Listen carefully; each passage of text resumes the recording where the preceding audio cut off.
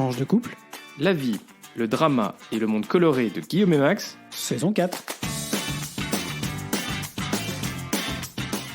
Bonjour, bonsoir, nous sommes Max et Guillaume et on est ravis de vous retrouver pour ce deuxième épisode de la saison 5 de Tranche de couple. On a choisi d'intituler cet épisode Paillettes et cendres.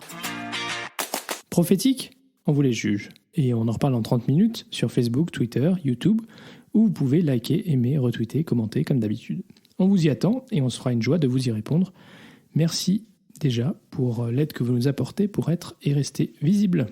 Ah oui, un grand merci. Alors Max, pour commencer ce podcast Paillettes et cendres, on va commencer par les paillettes avec la visite d'État de Charles III en France la semaine dernière. Oui, alors bon, déjà, on va se poser la question, parce que peut-être que vous n'êtes pas vraiment au courant, c'est peut-être un peu logique. Qu'est-ce que c'est qu'une visite d'État ? Et puis, c'est quoi la différence avec d'autres types de visites diplomatiques ? Je suis choqué. Alors, dans le cadre du protocole d'État, c'est comme ça qu'on appelle le protocole qui régit les rencontres diplomatiques, il y a différents types de visites qui existent. Alors, les visites d'État, c'est les plus importantes dans la hiérarchie protocolaire. Elles sont assez exceptionnelles. Elles sont coordonnées entre les deux pays et elles donnent lieu à un dîner d'État. Donc déjà, vous étiez peut-être demandé pourquoi est-ce qu'il y avait un grand dîner dans le cadre de la visite de Charles. Parce que ça fait partie du protocole. Les autres types de visites sont d'une part les visites officielles, les visites de travail et les visites privées. Alors peut-être que ça fait écho à quand vous avez entendu, Merkel est venue pour une visite de travail ou Premier ministre britannique. Je fais des visites privées, des visites de travail, des visites officielles, c'est pareil en fait. Moi je suis tout pareil. Alors le protocole en fait dicte une certaine idée du programme, des modalités d'organisation, et puis en fonction du type de visite, on a des moyens qui sont différents. Et les honneurs ne sont pas les mêmes pour la visite des chefs d'État et de gouvernement étrangers ou une visite de travail. Bon, alors deuxième point, en quoi est-ce que cette visite, elle est marquante ? Alors traditionnellement, il y a beaucoup d'attention qui est portée à ces visites d'État parce qu'elles sont exceptionnelles. Elles témoignent de la volonté de célébrer de manière particulière une relation bilatérale, de mettre en valeur les relations personnelles et une ambition future en général pour cette relation. C'est la raison pour laquelle il y a beaucoup d'apparats et de marques d'attention protocolaires.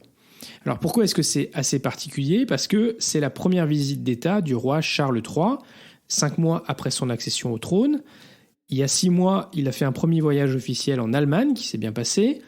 Et il faut avoir en tête qu'au départ, Charles III devait venir en France et ça devait être son premier déplacement officiel à l'étranger. C'était prévu en mars, mais du coup, la réforme ou les manifestations contre la réforme des retraites ont convaincu les deux pays de reporter la visite. Alors, il faut bien se rappeler que Charles III n'a qu'un rôle protocolaire. Et donc, au-delà de l'objectif pour lui d'affirmer sa propre sensibilité sur la scène internationale au travers de cette visite, notamment sur le sujet du réchauffement climatique, dont on sait que c'est un sujet qui le tient à cœur, il y a une dimension diplomatique extrêmement forte, puisque cette visite d'État elle a d'abord été organisée par, on l'a dit, les deux États, et donc le gouvernement britannique et le gouvernement français. Et donc Charles, finalement, il subit, entre guillemets, un petit peu la visite d'État, mais même s'il apprécie, mais en fait, elle a été organisée par les gouvernements. Et donc l'objectif, en particulier des autorités britanniques, c'est de renforcer les relations bilatérales avec la France. Et c'est une visite qui, au départ, devait se tenir juste après le sommet qui a été tenu le 10 mars entre le président de la République, le Premier ministre britannique et plusieurs ministres des deux pays. Et donc ça s'est tenu, ce sommet, à Paris. Alors, les Britanniques ont choisi de visiter la France et l'Allemagne pour les deux premiers déplacements du nouveau souverain pour marquer le fait que même si la Grande-Bretagne a coupé les liens institutionnels avec l'Union européenne, avec le Brexit, en fait, elle ne se détourne pas du continent européen et elle tient à continuer à entretenir de bonnes relations avec ces deux pays qui sont le moteur de l'Europe. On reviendra à la fin de cette rubrique sur justement cette relation bilatérale. Et puis, bien sûr, pour la France, il y avait aussi un aspect symbolique en recevant Charles III, de lui souhaiter le meilleur pour son nouveau règne. Alors les principales étapes finalement de cette visite, alors je ne parlerai pas de Anne Hidalgo qui a fait visiter le marché aux fleurs, mais c'est d'abord une tradition parce que déjà la reine Elisabeth en son temps, il y a quelques années en arrière, avait visité le marché aux fleurs, ce qui avait d'ailleurs, pour la petite histoire, déclenché un mini scandale puisque la reine Elisabeth tient son parapluie elle-même tandis que notre amie Anne Hidalgo se faisait tenir son parapluie. Ça, c'était pour la petite histoire. Alors, le premier élément, oui, alors juste pour finir sur la mairie de Paris, en fait, non, pas du tout. C'est tout à fait protocolaire et je reste dans mon rôle. C'est que lorsqu'il y a une visite d'État, mais je crois que c'est aussi le cas pour les visites officielles, il y a toujours un moment à la mairie de Paris, ça fait partie du protocole. Alors, le premier élément, donc bien sûr, il a été accueilli par la première ministre à l'aéroport d'Orly, mais le premier vraiment moment officiel, c'était la cérémonie d'accueil qui a eu lieu le mercredi 20 septembre à l'Arc de Triomphe. Et ensuite, il y a eu une revue des troupes place de l'Étoile. Donc là, c'est aussi une dimension militaire qui est importante lorsqu'il y a un chef d'État qui est là, et aussi qui a une certaine tonalité dans le contexte de la relation bilatérale franco-britannique, puisqu'il y a une relation de défense qui a été assez forte entre les deux pays. Charles III s'est ensuite adressé au Parlement.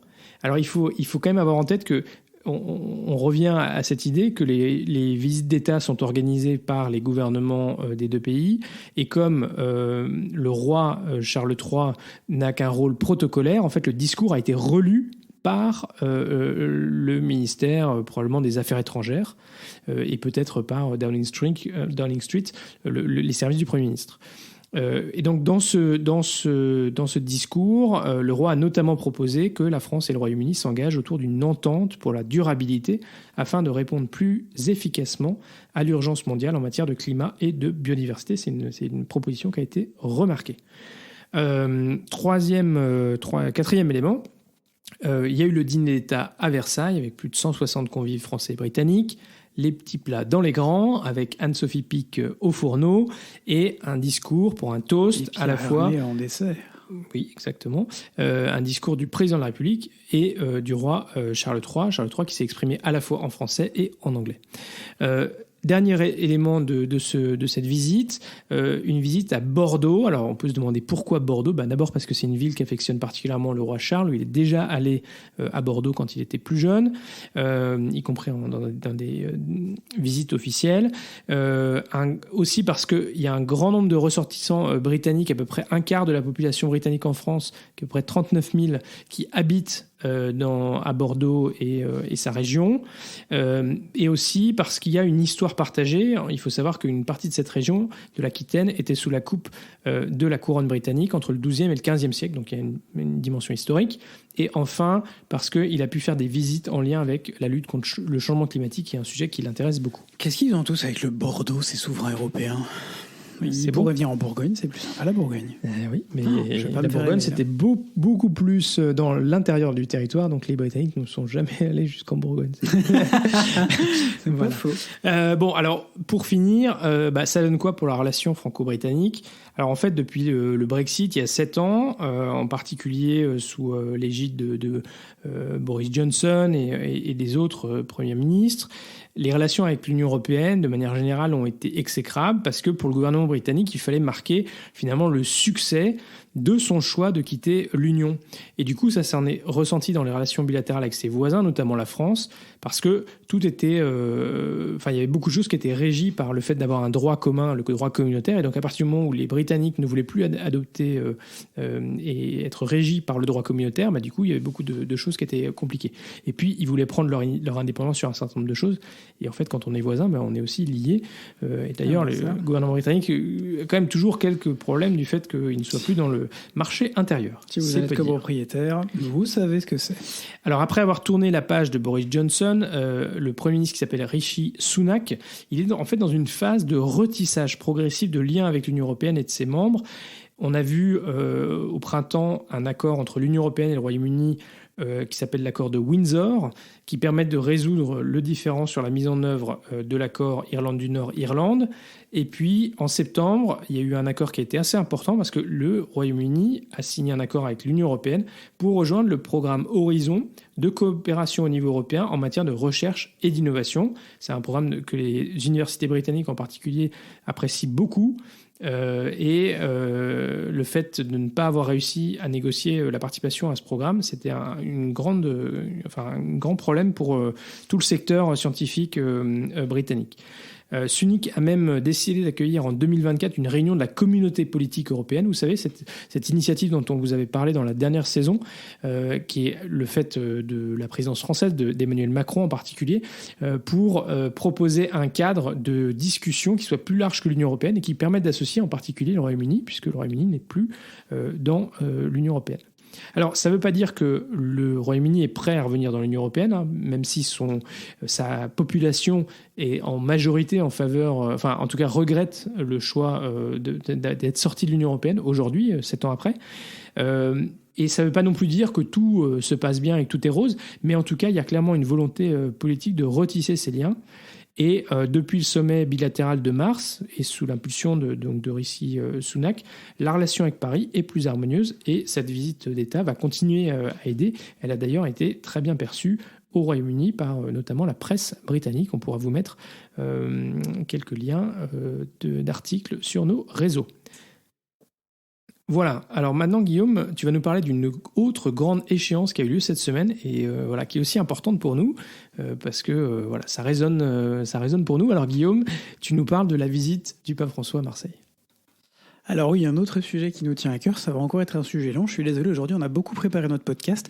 Paradoxalement, on l'enregistre à des heures complètement indécentes, dans un état de fatigue complètement indécent. Donc déjà, excusez-moi, excusez-nous si jamais on blablafouille un peu.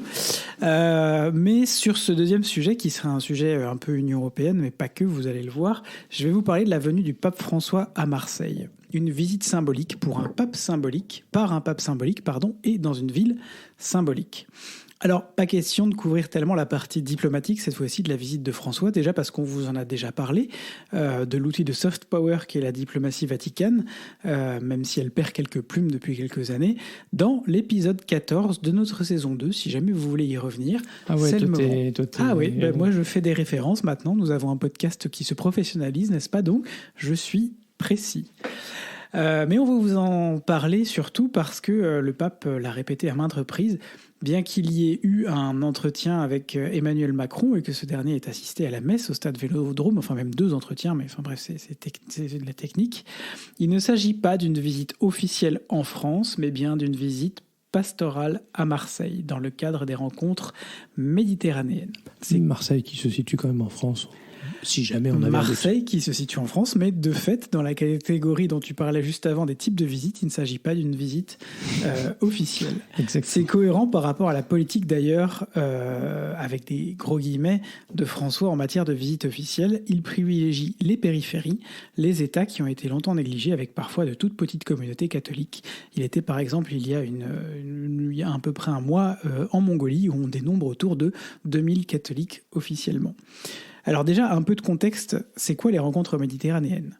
C'est à l'initiative de la conférence épiscopale italienne, un processus de communion entre les diocèses riverains de la Méditerranée qui a été engagé à Bari, dans le sud de l'Italie, en 2020. Ce processus s'inscrit dans l'esprit des voyages méditerranéens du pape François qui est allé à Lampedusa en 2013, à Marseille en 2023, à Tirana, Sarajevo, Lesbos, Le Caire, Jérusalem, Chypre, Rabat, Naples, Malte, etc., etc. Il s'est engagé à faire de cette mer un message d'espérance pour tous. Je cite, « La Méditerranée a une vocation particulière, elle est la mer du métissage, culturellement toujours ouverte à la rencontre, au dialogue et à l'inculturation réciproque. » Comme ces 2 rencontres précédentes, elle réunira environ 70 évêques et des représentants d'autres églises pour échanger sur les défis du pourtour méditerranéen.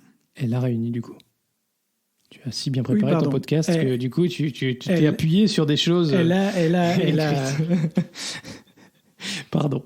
T'as raison. La fatigue. Comme les 2 rencontres précédentes, elle a réuni environ 70 évêques catholiques, essentiellement français, mais pas que, des représentants d'autres illustres églises pour échanger sur les défis du pourtour méditerranéen, défis communs à tous les diocèses, mais vécus différemment en raison de contextes locaux très divers. Chaque rencontre a ses hôtes et ses invités, et à ses focus et ses invités, pardon. Et à Marseille, ce seront les jeunes de toute religion et de toute confession qui sont conviés pour s'associer au travail des évêques. Alors naturellement, ce qui retient notre attention ici, et ce qui motive probablement en partie l'avenue du pape, c'est la question des migrants et leur prise en charge par les pays européens. Et c'est là que notre rubrique tourne sur la européenne. Cette question centrale pour le pape n'est pas nouvelle. François s'inscrit dans la continuité de la diplomatie humanitaire du Saint-Siège. Après la Seconde Guerre mondiale, par exemple, le pape Pie XII tenait déjà des discours militants pour que les puissances nationales et internationales en fassent davantage pour les 20 millions de déplacés de l'époque. C'est ce que nous rappelle l'historienne Marie Levent, spécialiste de la diplomatie vaticane à l'Institut français du Proche-Orient, dans un article de France Info. Les papes, de par leur aura et la puissance, encore une fois, du soft power du Vatican, ont toujours essayé d'influencer le cours de l'histoire, particulièrement ou globalement. Et François n'échappe pas à cette règle, lui qui nous vient d'ailleurs d'Amérique du Sud, le premier pape sud-africain, et plus particulièrement d'Argentine, l'Argentine qui comprend une société extrêmement cosmopolite. Que ce soit avec la première ministre italienne d'extrême droite, Giorgia Meloni, dont on dit qu'une partie des projets concernant l'arrêt de l'accueil des migrants qu'elle portait dans son programme ont été arrêtés, notamment sous l'influence du Vatican et de l'Union européenne, ou avec Viktor Orban, best friend from Hongrie, qui a reçu d'ailleurs récemment une visite de François. La question a été posée à de multiples reprises, et François, qui toujours dit, on connaît les interviews du pape dans l'avion qui l'amène ou qui le ramène d'un déplacement officiel, il est toujours beaucoup plus ouvert au micro des journalistes. Et bien là, il l'a dit en arrivant à Marseille qu'il espérait avoir le courage de parler de ce sujet. Et bien il a eu le courage d'en parler avec Meloni et Orban, donc je ne vois pas pourquoi il n'aurait pas eu le courage d'en parler avec Macron, et il en a parlé avec Emmanuel Macron. Et si l'Union européenne peine à trouver une voie commune, la présidente de la Commission, Ursula von der Leyen, a dévoilé lors d'une visite à Lampedusa la semaine dernière, aux côtés justement de Giorgia Meloni, un plan d'urgence, encore un, européen, dont on ne peut qu'espérer qu'il soit enfin efficace. On vous avait parlé en effet dans notre saison 4, à la fin de la saison, des plans précédents qui se sont souvent heurtés aux réticences des pays, notamment de l'Est, Hongrie, Pologne. Un manque de solidarité qui ternit les relations d'ailleurs entre des dirigeants pourtant proches politiquement d'extrême droite. Orban et Meloni, qui pourraient avoir énormément de points communs, se retrouvent là sur une question particulièrement cruciale, extrêmement embêtés, puisqu'ils sont tout à fait aux antipodes l'un de l'autre. Sans rentrer dans les détails, ce plan vise notamment à mieux répartir les demandeurs entre les pays européens, on a déjà vu ça quelque part, faciliter les retours et prévenir la répétition d'épisodes d'arrivée massive. C'est ce que nous dit Euractiv. On vous mettra le lien également. Il vise aussi à renforcer la lutte contre le trafic d'êtres humains, à accroître la surveillance aérienne et à envisager une éventuelle nouvelle mission navale européenne en mer Méditerranée. On a déjà entendu pas mal de ces points quelque part, mais on est en droit d'espérer qu'il ne restera pas que des paroles cette fois, à défaut de devenir paroles d'évangile. Comme pour reprendre les mots du pape François, les personnes qui risquent de se noyer doivent être secourues. Merci beaucoup Guillaume. Voilà, quelque chose d'assez fort, une visite très forte, et on vous encourage, si ça vous intéresse, à aller lire son homélie. Voilà, des messages qui ont été passés durant cette visite pastorale à Marseille. Et pour la petite anecdote, dans l'église où j'étais ce week-end, il y avait un prêtre qui visiblement venait de Marseille et qui a dit: tout ceci a conforté le fait que Marseille est numéro 1. Voilà.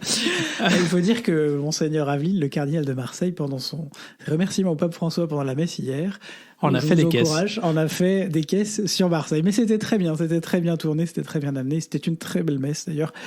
Ben oui, je l'ai regardé en faisant 3-4 trucs pour la maison. J'ai regardé cette messe et j'ai beaucoup apprécié.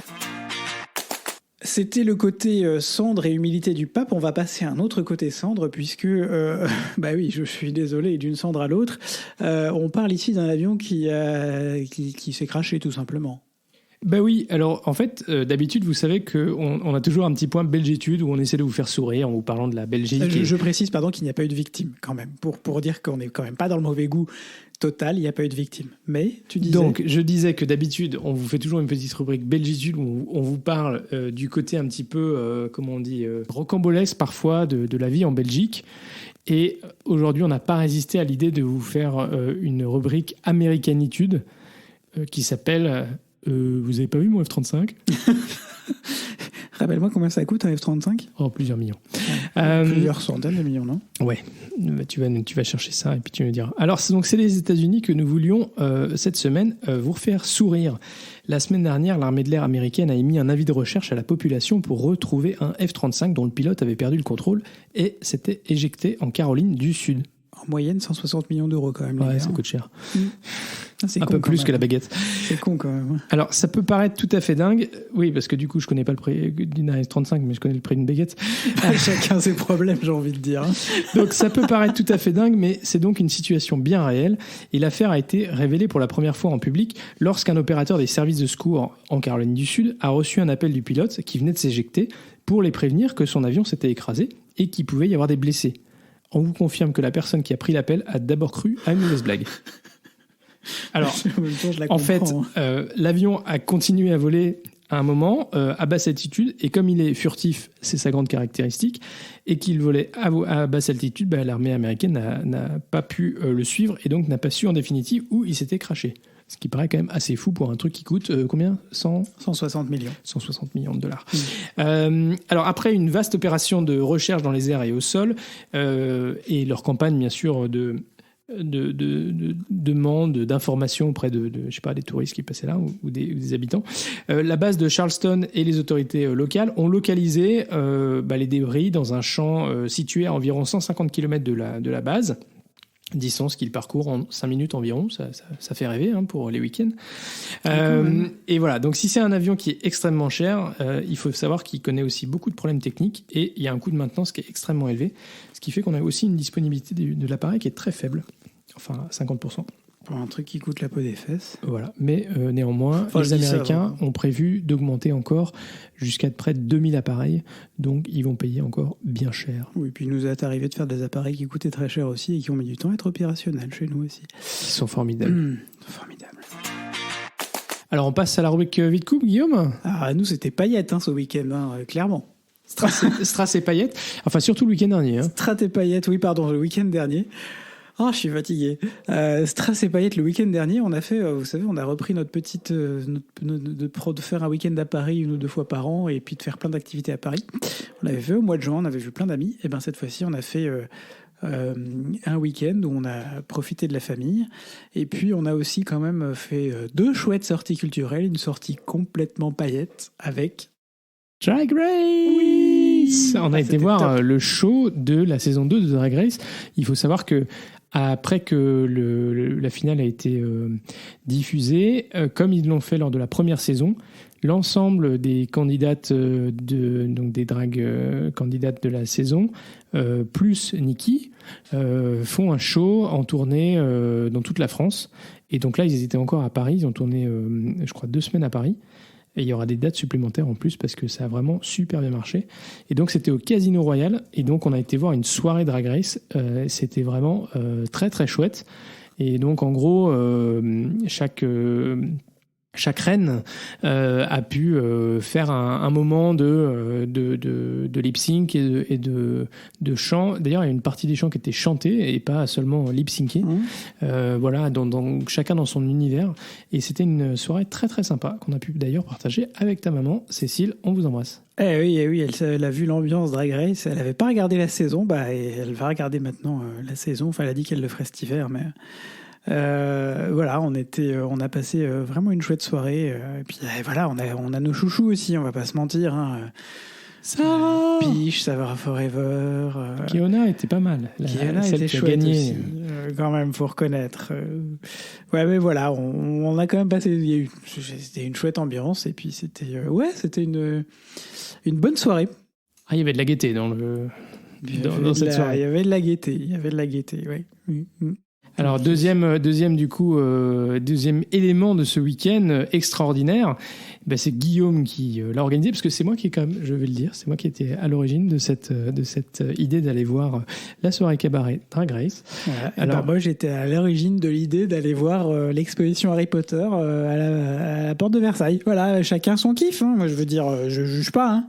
Non, mais d'ailleurs, je dois quand même te dire que tu as des neveux et nièces qui auraient bien été voir cette expo et qui du coup l'ont découvert trop tard puisqu'elle se termine, je crois, le 10 octobre. Et donc, voilà. Dommage. Eh oui. Mais c'était une chouette expo. Alors raconte-nous un petit peu cette expo immersive. C'est une expo immersive. Donc ils ont reproduit certaines pièces de Poudlard et puis ils expliquent petit à petit au fur et à mesure de l'expo les personnages, et puis ils mettent des liens avec les costumes, comme les costumes ont évolué du début à la fin de la saga. Ils parlent aussi des animaux fantastiques en partie. Ça permet en fait de se rapprocher, de s'immerger dans l'univers de cette saga, avec des éléments de costumes, de décors, des petits tests à faire pour faire gagner des points à Gryffondor ou à Serpentard ou à Poufsouffle ou à Serdaigle. Mais non, voilà, c'était une chouette exposition. C'est une exposition qui est très photogénique. Ça fait partie de ces grosses expositions qui se font aujourd'hui. Nous, on était allé voir l'exposition de James Bond à Bruxelles il y a quelques mois en arrière. On avait aussi, je crois, beaucoup aimé. Et voilà, ça fait partie de ces expos qui sont aussi des machines à cash, mais qui font quand même un peu rêver dans des univers qui m'ont bercé mon enfance et qui continuent à me bercer aujourd'hui. Et voilà, si jamais vous avez l'occasion de la voir, elle va continuer à tourner.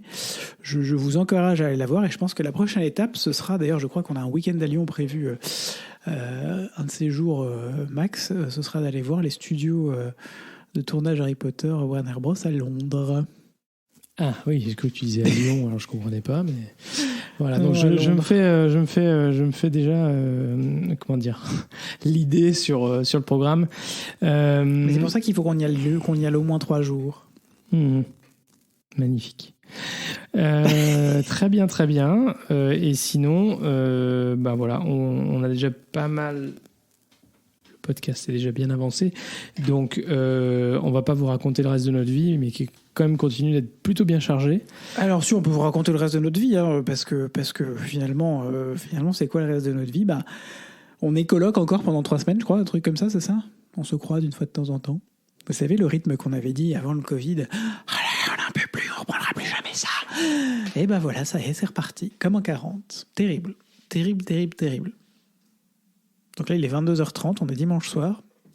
Max est revenu de son train à 21h30. Et on enregistre notre podcast.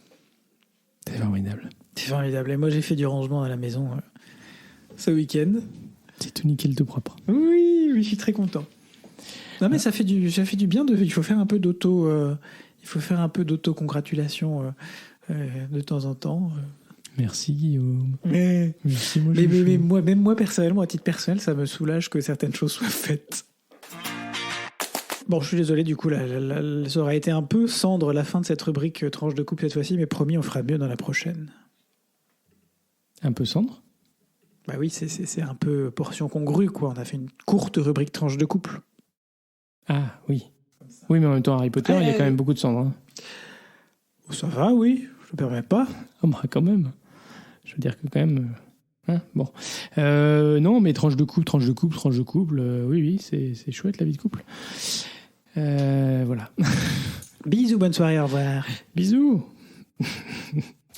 Allez, on finit par une petite rubrique coup de gueule, une fois n'est pas coutume, Guillaume. Eh bien oui, rubrique coup de gueule, une fois n'est pas coutume, pas de mots au ciné. C'est un peu comme ça qu'on va faire notre rubrique. Je ne sais pas si vous avez entendu parler de Muriel Robin et la tirade qu'elle a sortie dans une émission de Léa Salamé. Quand la culture n'est pas aussi inclusive qu'elle en a l'air, la cendre cachée sous les paillettes. Donc c'est Muriel Robin, actrice, humoriste et surtout, en tout cas c'est ce qui nous intéresse ici, homosexuel qui a mis le feu aux poudres du PAF français, paysage audiovisuel.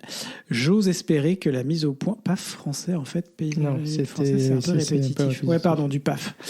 J'ose espérer que la mise au point donc n'est pas nécessaire, mais on ne va pas ici revenir sur ses talents d'actrice ou d'humoriste. L'art comme l'humour sont à l'appréciation de chacun, mais le respect doit être pour tous, surtout vis-à-vis d'une personne qui, entre nous, a reçu un Grammy Award pour une prestation cinématographique. Je suis pratiquement sûre, dit-elle, je suis la seule actrice au monde à dire son homosexualité. Au monde.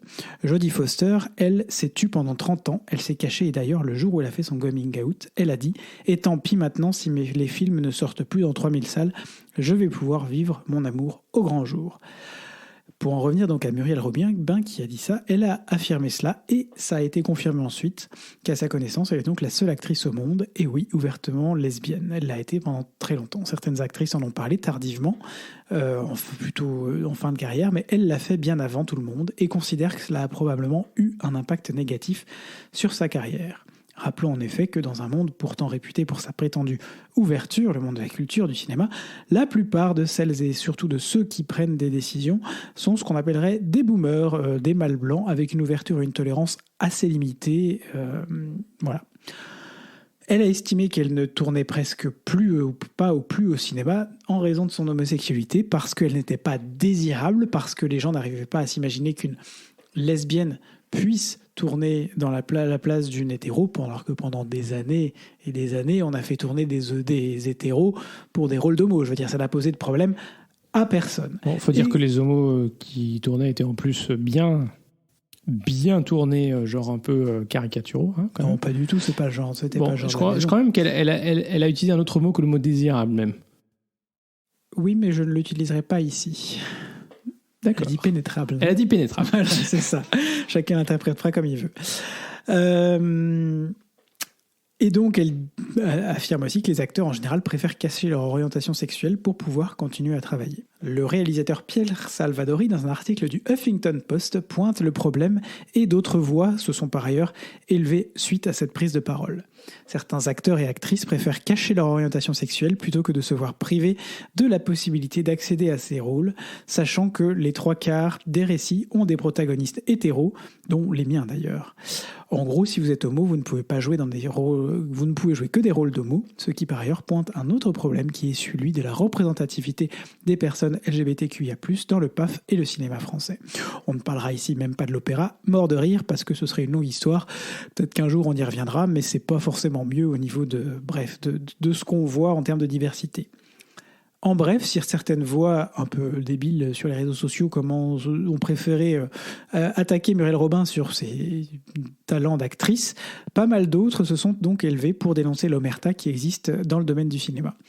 Et l'humoriste Tanae, elle-même lesbienne, a partagé sur le Huffington Post un témoignage pour dire que cette prise de parole de Muriel Robin lui avait fait beaucoup de bien et que même dans le stand-up, être lesbienne ou gay n'est pas encore complètement accepté, que ça conduit notamment à des questions sur « mais vous allez parler de ça pendant vos spectacles, mais c'est pas du tout ce que les gens veulent entendre ».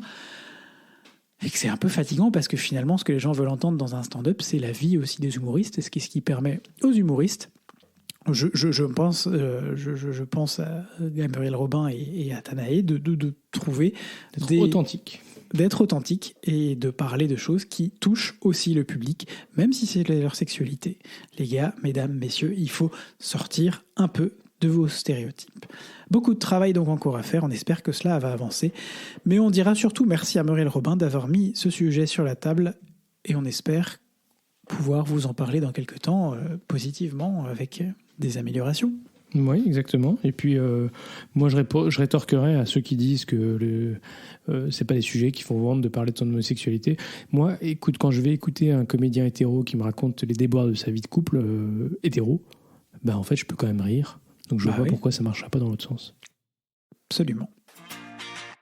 Et bien voilà, c'est déjà la fin de ce 2e épisode de la saison 5.